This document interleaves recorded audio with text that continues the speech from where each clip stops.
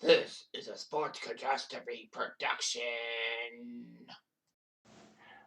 Hey there, Heather, ho there, it's Jeff David welcoming you to the Sports Catastrophe on this day.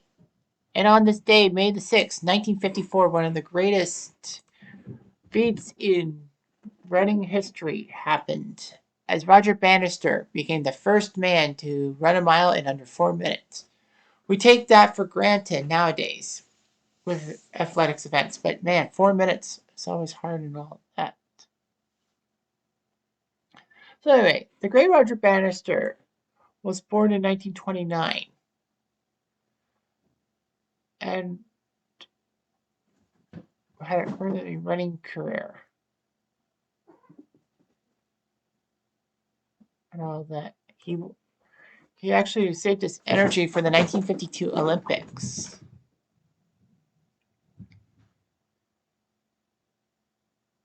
Anyway, Roger Bannister went to the 1952 Olympics and took fourth place in the 1500 meters, which was close. I mean, he was out of the medals, but he did have British record in the process. After his failure at the Olympics, he spent 2 months deciding whether to give up running or not. But he decided to give himself a new goal, be the first man to run a mile in under 4 minutes. He put up 4 minutes 3.6 seconds in 1953.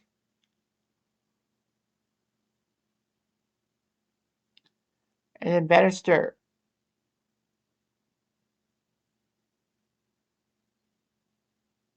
had the thing and all that, but he missed out with a 4:02. It was a battle with John Landy of Australia to see if he could run 4 minutes. So anyway, there was a meet between the British Athletic Association and Oxford University at Iffley Road Track in Oxford. 3,000 spectators would watch it. There were winds that were up to 25 miles per hour or 40 kilometers per hour before the event. Bannister said because of the winds, he didn't think he could hit the 4 minute mark, so he would try again another meet. However, as that happened, the winds did drop before the race was scheduled to begin, and Bannister did come and run. So his pace setters would be Chris Chataway and Chris Brasher, future Olympic gold medalist. The race was broadcast live by BBC Radio. Bannister would sharpen his racing spikes and rub graphite on them so that they would not pick up too much cinder ash. He would be nervous about the rainy, windy conditions that afternoon. So anyway, 7 men were into the mile. For Oxford, it was Alan Gordon, George Stoll, and Nigel Miller. For the British AAA, it was Bannister, Brasher, Chataway, and Tom Hulett.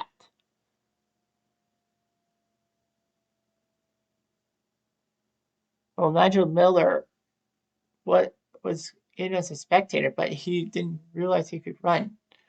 He tried to get a running kit and could not take part, so it was down to 6 guys. So the race went off at 6 p.m. local time, 1 p.m. Eastern time. And Brasher and Bannister went to the front of the pack. Brasher led the first lap with 50 seconds and the half mile at 1:58. Bannister was tucked in behind. Chataway would move to the front of the lap and maintain the pace with a 3:01 split at the final bell. Chataway looked pretty good, but Bannister began his finishing kick with 275 yards to go, or half a lap, and ran the last lap in under 59 seconds.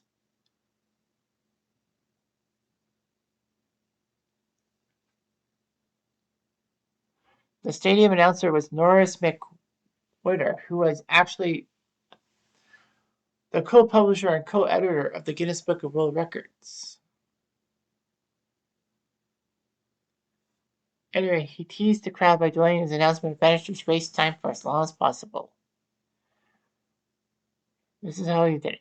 Ladies and gentlemen, here is the result of Event 9, the 1 mile. First, number 41, R.G. Bannister, Amateur Athletic Association, and formerly of Exeter and Merton Colleges, Oxford.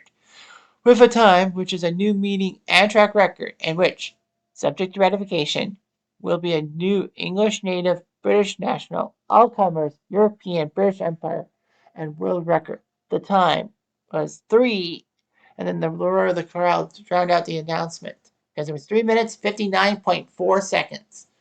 So by 3/5 of a second, he beat the 4-minute mile. It's just amazing and all of that.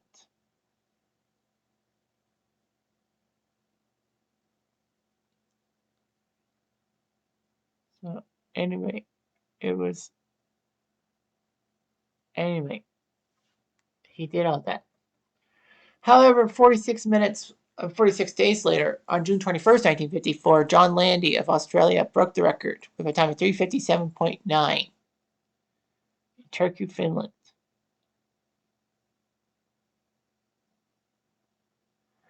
However, Roger Bannister would do a better run. In fact, it would be called the Miracle Mile at the British Empire and Commonwealth Games in Vancouver. Bannister for England, Landy for Australia. And Landy and Bannister both broke the 4-minute barrier, so it would be a fight with all of them. Bannister beat Landy on the final bend at 3:58.8, and Landy was just 0.8 seconds behind.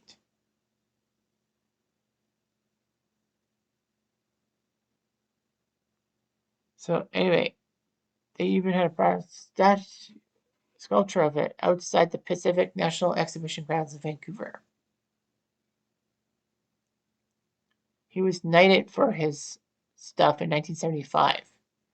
He would do his medical career and all that. Bannister was diagnosed with Parkinson's and died of pneumonia in March of 2018 at the age of 88. But there is a massive legacy. In fact, he was the Sports Illustrated Sports Person of the Year in 1954, which was amazing and all that.